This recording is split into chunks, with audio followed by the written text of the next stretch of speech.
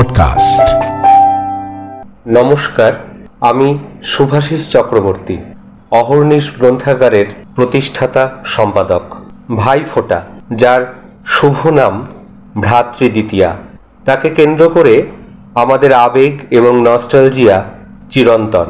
ভাই ও বোনের আবহমান সম্পর্কের ভিতরে এক মঙ্গলময়তার, শুভেচ্ছার মেলবন্ধন ভারতীয় সংস্কৃতির পারিবারিকতার ঐতিহ্যকে পূর্ণ করে তুলেছে। তার সর্বোৎকৃষ্ট উদাহরণ বোধহয় ভ্রাতৃদ্বিতীয়া। এই শুভ অনুষ্ঠানটির সূচনায় পৌরাণিক আখ্যানে আছে যম ও জমির কথা, আর ঐতিহাসিক তথ্যে জৈন ধর্মের রেশ রয়ে গেছে। সেখানে আছে নন্দীবর্ধন ও অনসূয়ার ভ্রাতৃদ্বিতীয়ার কথা। বৌদ্ধ সাহিত্য ময়নামতির গানে দেখা যাচ্ছে ময়নামতি ধর্মী রাজাকে আশীর্বাদ করে বলছেন, ত্রিভুবন টলিয়া গেলেও না যাবু জমের ঘর। এর রচনাকাল একাদশ-দ্বাদশ শতক।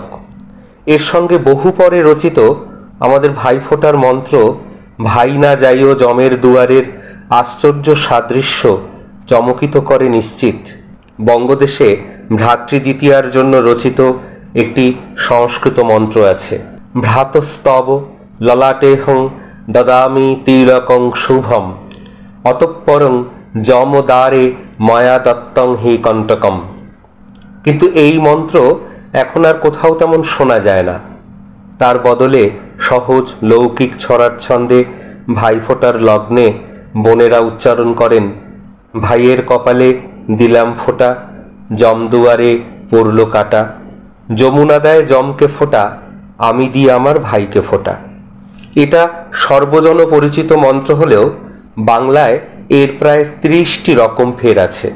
বিশেষ করে পূর্ববঙ্গের নানা অঞ্চলে নানা ধরনের ছড়া প্রচলিত।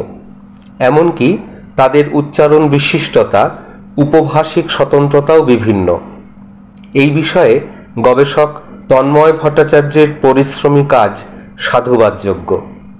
ভাইফোঁটার সেই ছড়াগুলি নিয়ে একটি বিশেষ রচনা আরও আনন্দের জন্য লিখেছি।